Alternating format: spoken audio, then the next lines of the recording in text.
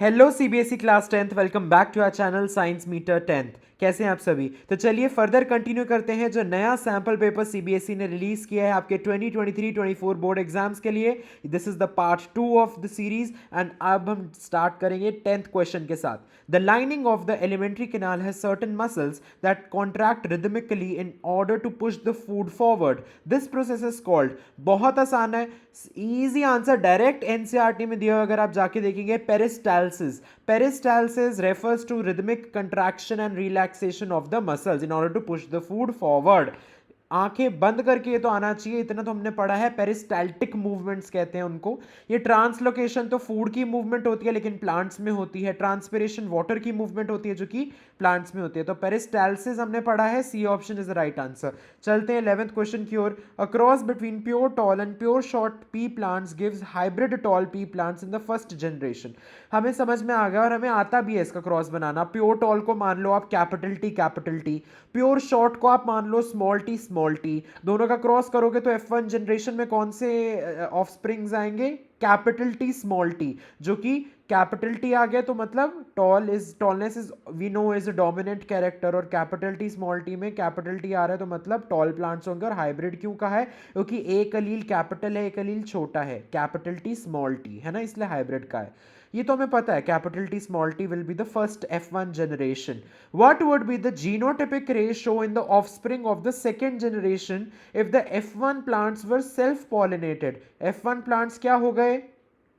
Capital T small T, उनको आपने self pollination किया है, यानी capital T small T into capital T small T. तो जब ये करोगे, ये तो क्रॉस हमने हजारों बारी बनाया हुआ है, तो इसके जो ऑफस्प्रिंग्स आती हैं वो कैसे आती हैं? Capital T capital T, capital T small T, capital T small T, small T small T.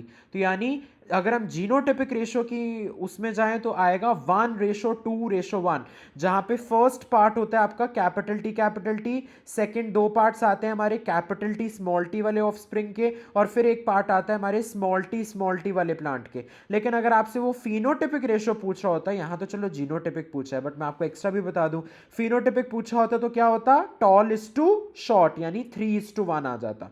अब ये 9:3:3:1 क्या है? ये हम जब डाई हाइब्रिड क्रॉस बनाते हैं उसके अंदर जो फिनोटिपिक रेशो आती है वो ये आती है 9:3:3:1। बात समझ में आ गई? चलिए बढ़ते हैं 12th क्वेश्चन की ओर। ड्यूरिंग एक्सहेलेशन, एक्सहेलेशन का मतलब giving out carbon dioxide, I mean taking in oxygen and giving out carbon dioxide. So basically giving out carbon dioxide is called exhalation, taking in oxygen is called inhalation. The exchange of gases takes place between, चाहे inhalation हो चाहे exhalation हो, always exchange of gases alveoli of the lungs and blood के बीच में ही होता है। Blood कहाँ? Blood vessels हो गया। Alveoli in the lungs is used to increase the surface area, right, for exchange of gases. तो वही है, easy option A is the right answer. Next, the light enters from air to glass having refractive index 1.5, यानी ये glass का refractive index दिया हुआ है। अब ये जो 1.5 है ये एब्सोल्यूट रिफ्रैक्टिव इंडेक्स दिया हुआ है। आपसे पूछे speed of light in glass is. अब आपने अगर मेरे इसी चैनल पे मैंने एक मोस्ट इंपॉर्टेंट टॉपिक्स वाली सीरीज स्टार्ट की थी, उसका पार्ट 1 आया हुआ है इस चैनल पे, उसके अंदर मैंने फॉर्मूला भी बताया था पहली वीडियो में, और उसी से देखो यहां से इन्होंने क्वेश्चन पूछ लिया। एब्सोल्यूट रिफ्रैक्टिव इंडेक्स का फॉर्मूला होता है C/V, where C is the speed of light in air, that is 3 into 10⁸ meter per second divided by V. V is the speed of light in that particular medium. तो जब आप formula लगाओगे तो आपका formula कैसे बन जाएगा? 1.5 is equals to 3 into 10⁸ divided by speed of light in glass, जो कि हमें ढूंढनी है। तो जब आप इसको इधर लेके जाओगे 1.5 डिनोमिनेटर में आएगा, and when you will calculate you will get the correct answer as 2 into 10⁸ meters per second. चलिए आगे बढ़ते हैं 14th क्वेश्चन की ओर। For a convex mirror the image distance is this, focal length is this, height of the image is this, the correct representation according to the sign convention. Basically आपसे science पूछे हैं, बहुत easy question है यार। Height of image, सबसे पहले ये तो आपको देखते ही समझ में आना चाहिए, कन्वेक्स मिरर है। कन्वेक्स मिरर में सिर्फ एक केस होता है, आप ऑब्जेक्ट को कन्वेक्स मिरर के आगे कहीं भी रख दो, इमेज हमेशा बिहाइंड द मिरर बनती है, वर्चुअल, इरेक्ट, डिमिनिश्ड, राइट। तो इससे तो आप बहुत इजीली इसको सॉल्व कर पाओगे। Height of image will be, it is virtual and erect, तो यानी 7 + 7.5, बिकॉज प्रिंसिपल एक्सिस के ऊपर बनेगी इमेज, ठीक है। एंड फोकल लेंथ की अगर मैं बात करूं, कन्वेक्स मिरर का फोकल लेंथ हमेशा पॉजिटिव होता है, बिकॉज वो क्या होता है, एक डाइवर्जिंग मिरर होता है, राइट? इसलिए +10 centimetre should be the focal length, okay. And साथ ही जो इमेज बन रही है, it is forming on the right hand side behind the mirror, तो वो definitely right to the origin है, यानी +5 centimetres will be v. V is image distance, तो यानी D option is the right answer. चलिए आगे बढ़ते हैं जल्दी से 15th क्वेश्चन की ओर। If all the organisms of one trophic level in a food chain die, what would be its impact on the population of organisms in other trophic levels? It will, यार definitely अगर एक trophic level के organisms die हो जा रहे हैं तो definitely remain the same तो नहीं रहने वाला है, कुछ इंक्रीज डिक्रीज ही होगा, लेकिन इंक्रीज होगा अगर आपको नहीं पता। और इंक्रीज किस में होगा? लोअर ट्रॉफिक लेवल में होगा, बिकॉज जो मान लो फर्स्ट ट्रॉफिक लेवल है, सेकेंड ट्रॉफिक लेवल के यदि एनिमल्स या जो भी है उसके अंदर वो मर गए, तो फर्स्ट ट्रॉफिक लेवल को खाने वाला कोई नहीं बचा, और third trophic level directly first trophic level वालों को तो खाएगा नहीं, तो जो फर्स्ट ट्रॉफिक लेवल है उसकी पॉपुलेशन बढ़ती चली जाएगी, बढ़ेगी, क्योंकि उसको खाने वाला सेकंड ट्रॉफिक लेवल मर चुका है, correct? So increase in the lower trophic level is the right answer. Next, the chemicals that are non-biodegradable, or you can say non-degradable, get progressively accumulated at each trophic level, and their concentration is seen maximum in the bodies to top consumers of top consumers. This phenomenon is known as, बहुत ही easy answer है इसका, biological magnification है इसका answer, हमने पढ़ा हुआ है, या इसको बायो मैग्निफिकेशन भी कहते हैं। So D option is the right answer. क्या होता है बायो मैग्निफिकेशन में?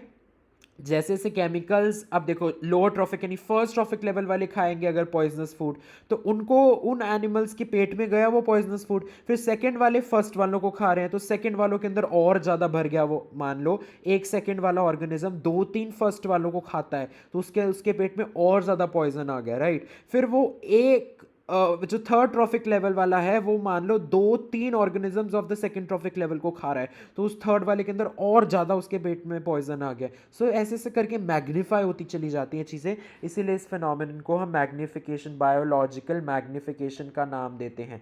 चलिए आगे बढ़ते हैं जल्दी से, असर्शन रीजनिंग पे आ गए हैं। 17th क्वेश्चन का असर्शन कह रहा है copper ions migrate from the anode to the cathode during electrolytic refining of copper. ये बिल्कुल करेक्ट स्टेटमेंट है। अब ऐसा क्यों होता है उसका रीजन एक बार ही पढ़ते हैं। In the electrolytic refining process metal ions accept electrons at the anode and are deposited as pure metal.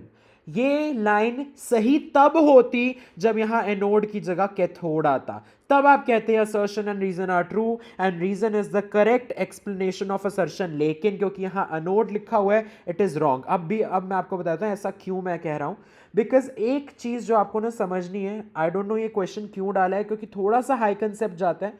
पहली चीज आपको याद रखनी है, कैथोड पे हमेशा रिडक्शन होता है, एनोड पे हमेशा ऑक्सीडेशन होता है। दूसरी चीज आपको याद रखनी है, oxidation is always loss of electrons and reduction is always gain of electrons. अभी मैंने आपको बताया कि क्या होता है, कैथोड पे रिडक्शन होती है, यानी कैथोड पे मेटल आयंस इलेक्ट्रॉन्स को एक्सेप्ट करते हैं and they get deposited as pure metal, ठीक है।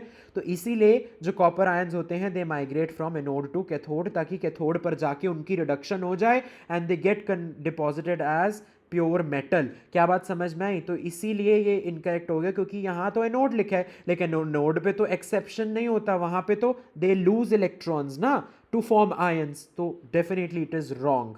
Reason is wrong, assertion is correct only. Assertion बिल्कुल ऐसे ही होता है, कॉपर आयंस एनोड से कैथोड की तरफ जाते हैं, रिड्यूस होने हैं। क्या बात समझ में आई? अब 18th पर आ जाइए। असर्शन कह रहा है a lot of difference in the concentration of ions was observed by scientists between the fluid and xylem cells of roots and that of the soil। xylem आप सबको पता है पानी और मिनरल्स वगैरह को कंडक्ट करता है ऊपर नीचे। रीजन वो कह रहा है xylem cells in the roots of plants which come in contact with the soil actively take up ions। ये बिल्कुल दोनों करेक्ट हैं बच्चों, दोनों करेक्ट स्टेटमेंट्स हैं and reason is the correct explanation of assertion. क्यों? क्योंकि जाइलम सेल्स जो कि रूट्स ऑफ द प्लांट में प्रेजेंट होते हैं, they come in contact of the soil, they take up ions, तो डेफिनेटली एक हायर कंसंट्रेशन ऑफ आयंस हो जाएगी जाइलम सेल्स के पास, right, as compare to soil के अंदर जो आयंस है, क्योंकि सॉइल से तो उसने ले लिए ना अपने पास, तो हाईली कंसंट्रेट कर लिया अपने अंदर। सो डेफिनेटली एक कंसंट्रेशन डिफरेंस आ गया ना, और वही तो साइंटिस्ट कह रहे हैं, there is difference in the concentration of ions. So correct, okay। and it is the correct explanation also. 19th, one circuit with 15 ampere current rating is used for appliances such as geysers and air coolers. बिल्कुल सही बात है, magnetic effects में हमने domestic circuits के अंदर ये पढ़ा हुआ है. एंड रीजन वो कह रहा है appliances with metallic body are connected to an earth wire with low resistance. ये भी बिल्कुल सही बात है, ताकि कोई भी करंट आए तो इलेक्ट्रिक शॉक से प्रिवेंट करने के लिए वो सारा करंट अर्थ वायर के थ्रू अर्थ में चलना चाहिए. बात समझ में आई. और earth wire definitely low resistance की होती है, तो दोनों करेक्ट है. लेकिन अब इसमें सोचने वाली बात यह है कि क्या रीजन करेक्ट एक्सप्लेनेशन है असर्शन का. The answer is no. Metallic bodies का अर्थ वायर से कनेक्ट होना इलेक्ट्रिक शॉक को प्रिवेंट करता है. कहाँ ये जस्टिफाई कर रहा है कि 15 एम्पियर का सर्किट हम यूज़ करते हैं गीजर्स और एयर कूलर्स के लिए.